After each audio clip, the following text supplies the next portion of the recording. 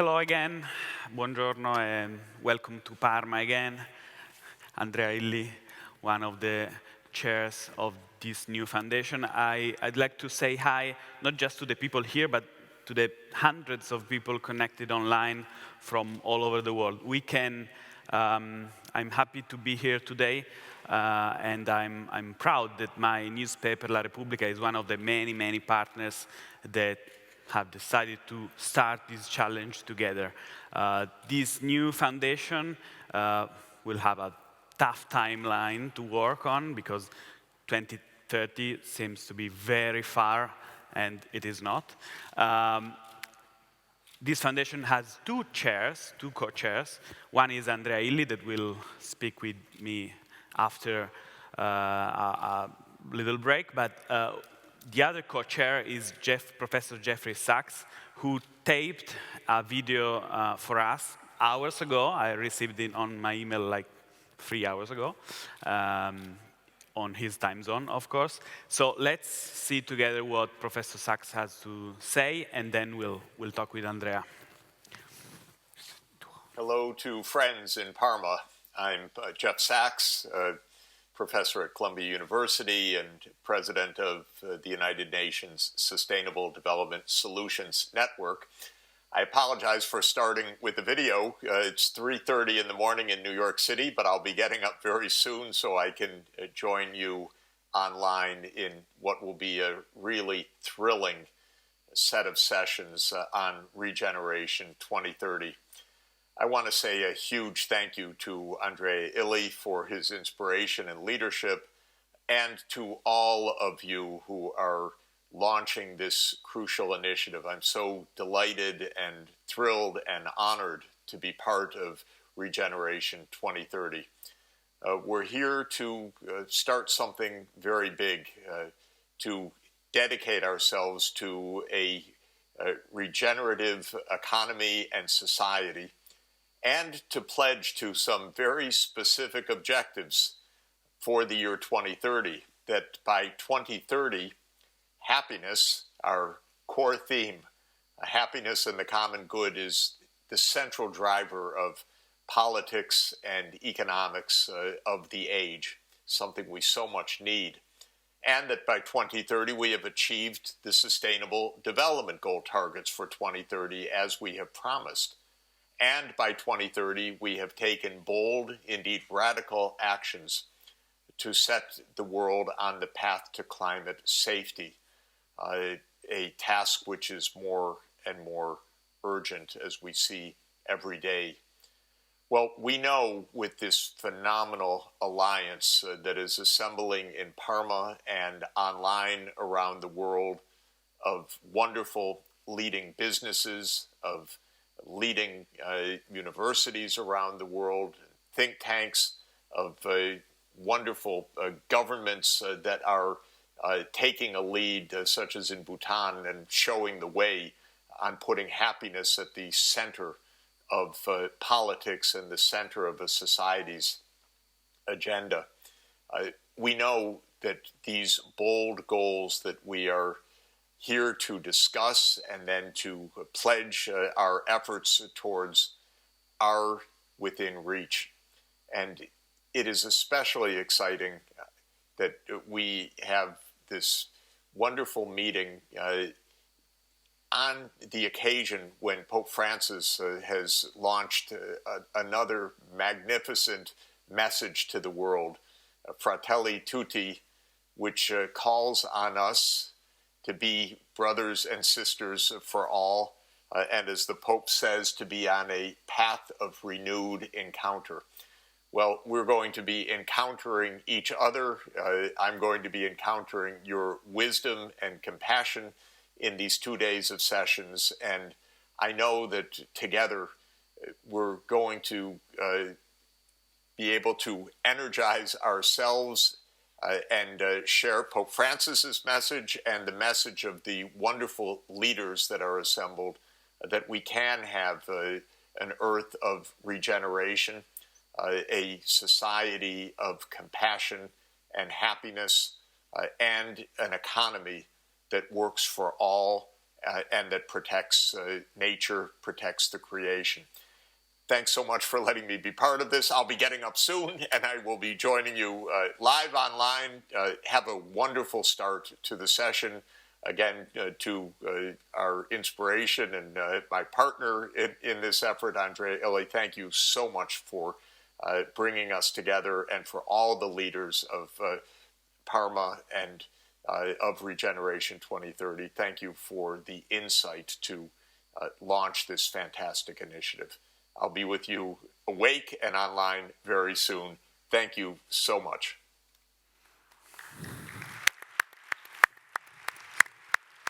So thank you to Professor Sachs.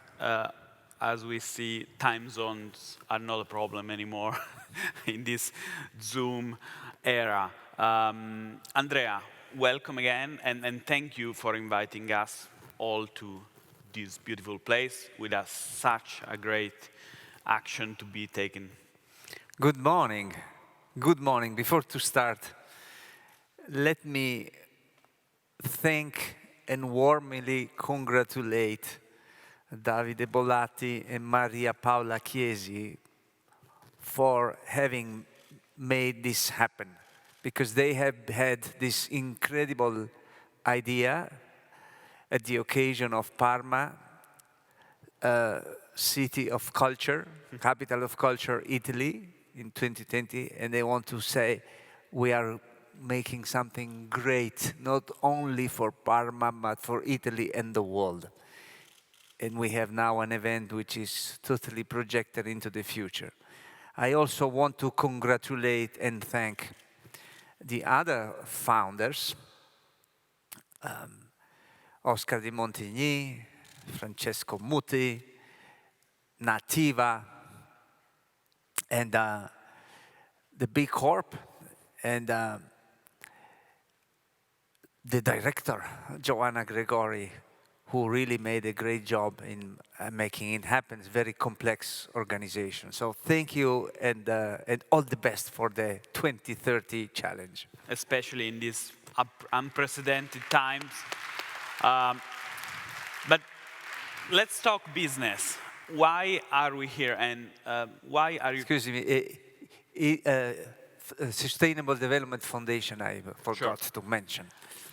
Why are we here, and why do you think that this regenerative approach is key to our future, and why now?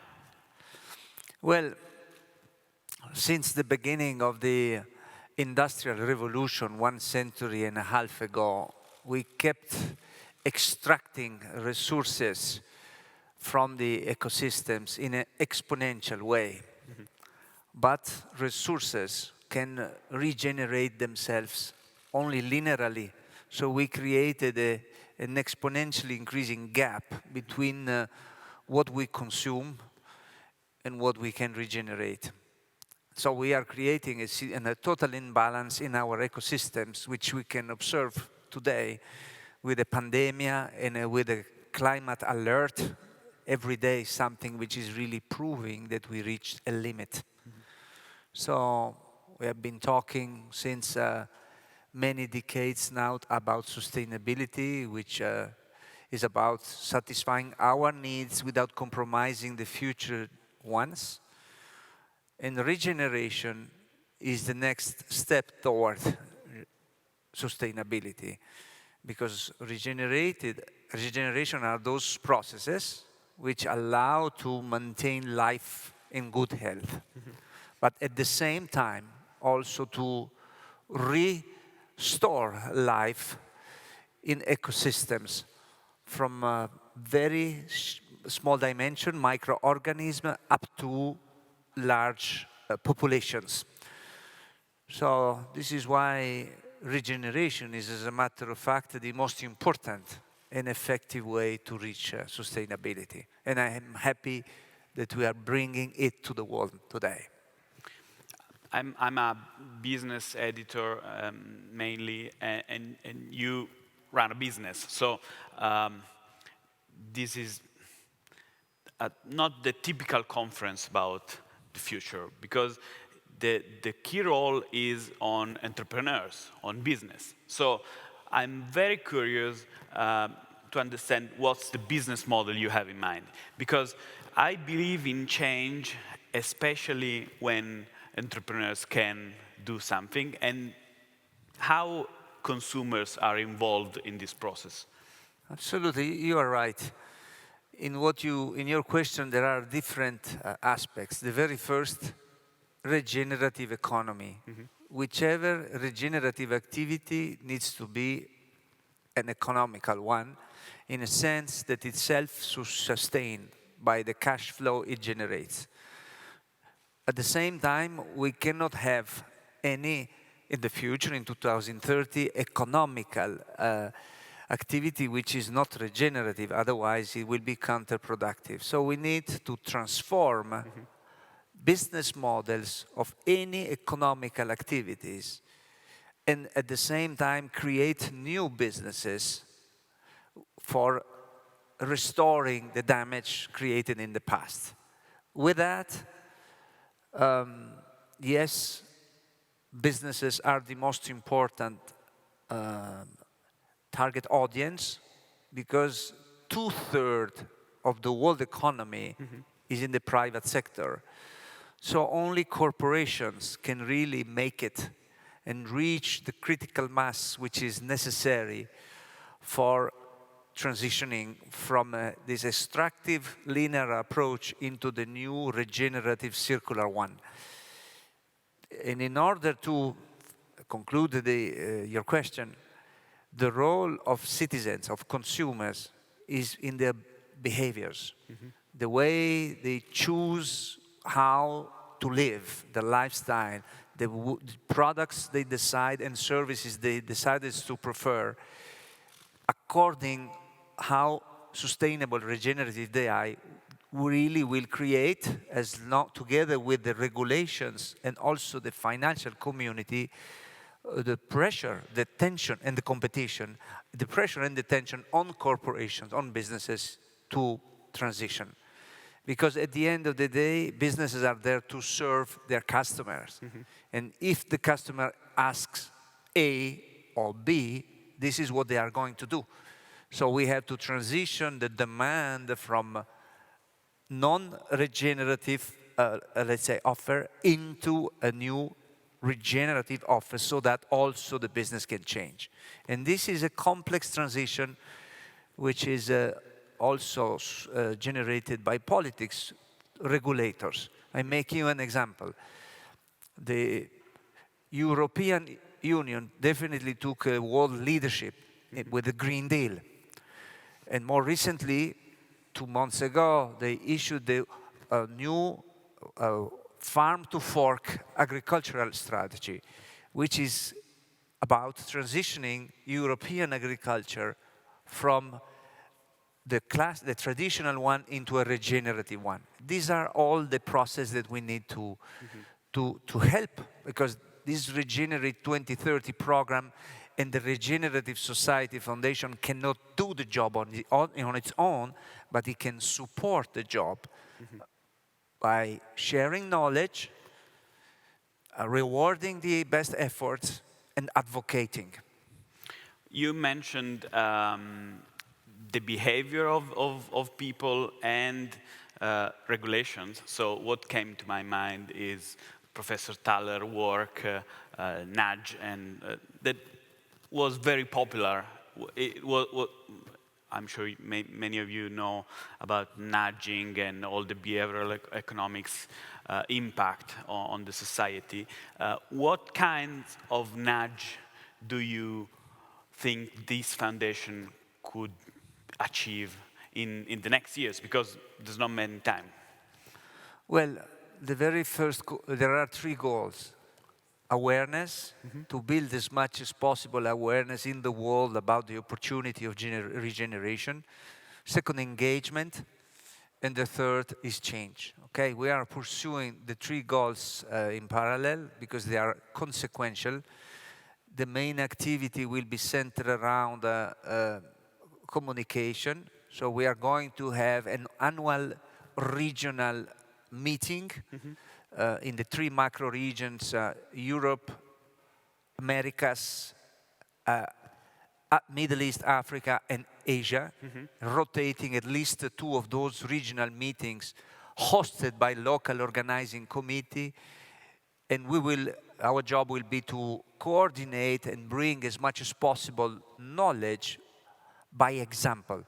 Because the core of this regeneration will be regenerative projects that we will stimulate as much as possible, assist as much as possible with knowledge transfer, and then reward also in a way that we can create some heroes, some champions, and be followed by others in more and more regenerative projects. In the different, there's so many, let's say, areas which are possible. I already mentioned agriculture. Industry is the second one. Because regeneration is about 2 very large, let's say, areas: natural resource management and well-being. And the 2 things are holistically interconnected. Because, of course, we as citizens can, let's say, have a drive towards regeneration as long as we are happy. Because depressed people, they are internally focused, they don't look into the future. We need to have a positive attitude, optimistic also that we can make it. And I will tell you also why I am optimistic.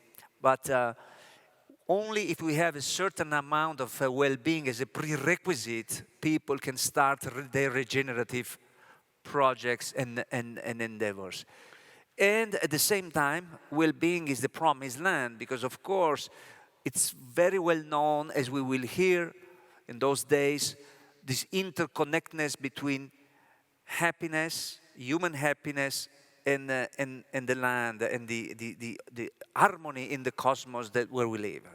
Indeed, you mentioned happiness. That is one of the key words of this whole process and this new foundation. So thank you, Andrea, again. Thank you for your passion.